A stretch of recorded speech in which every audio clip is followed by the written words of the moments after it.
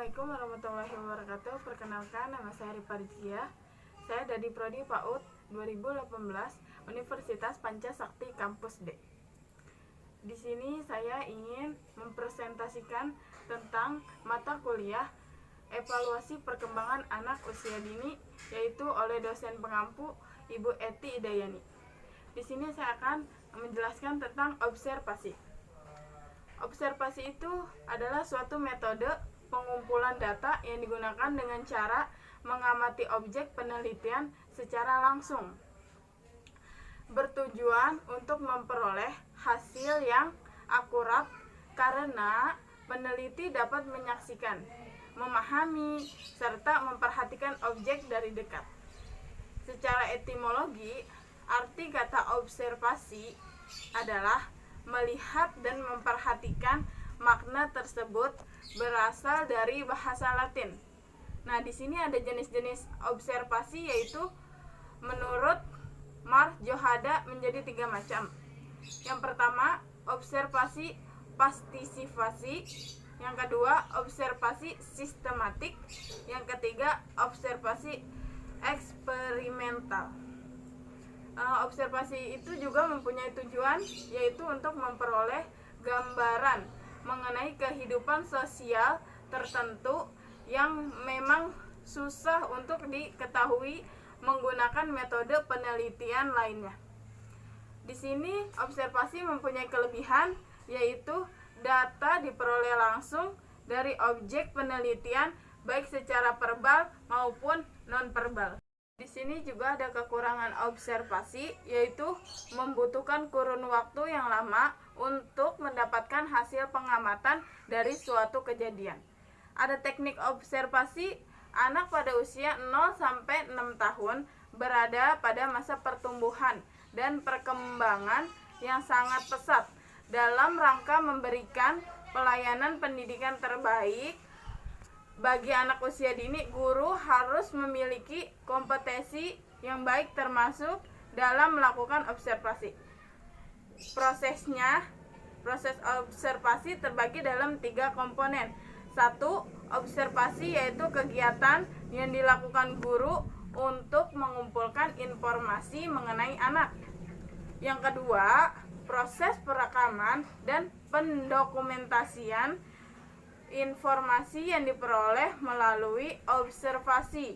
Yang ketiga, interpretasi, yaitu proses merefleksikan apa yang menjadi arti dari hasil observasi yang telah dilakukan dan didokumentasikan. Ada 3 manfaat yang diperoleh guru untuk melalui observasi.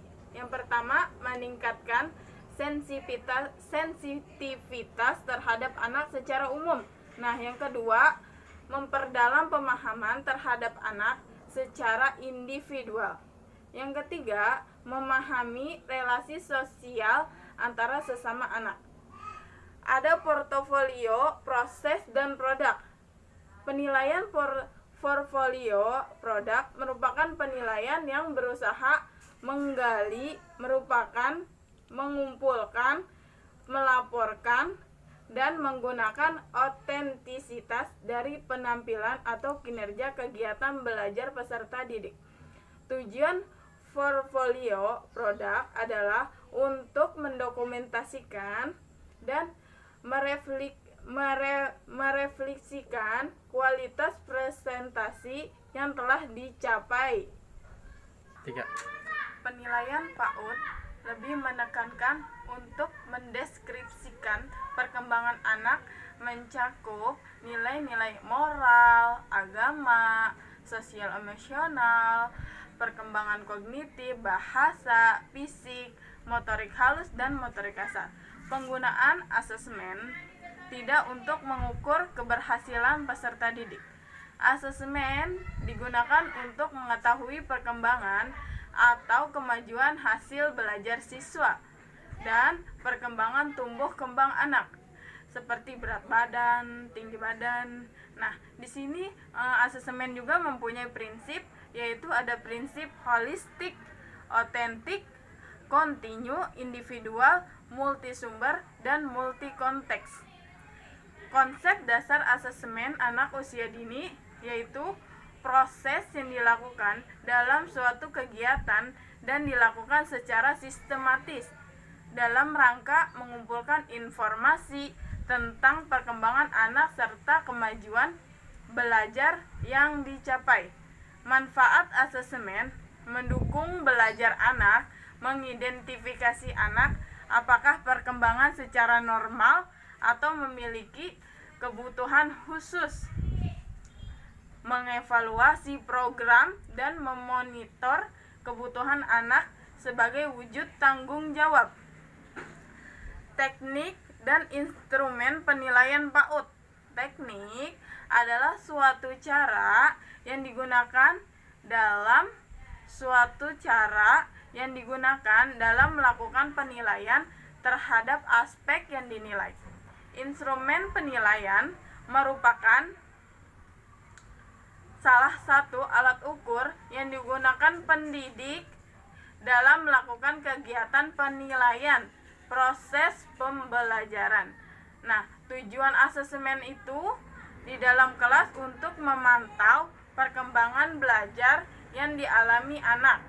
Proses asesmen dalam kelas meliputi pengumpulan informasi tentang pencapaian perkembangan belajar anak, kurikulum, program, dan kebijakan.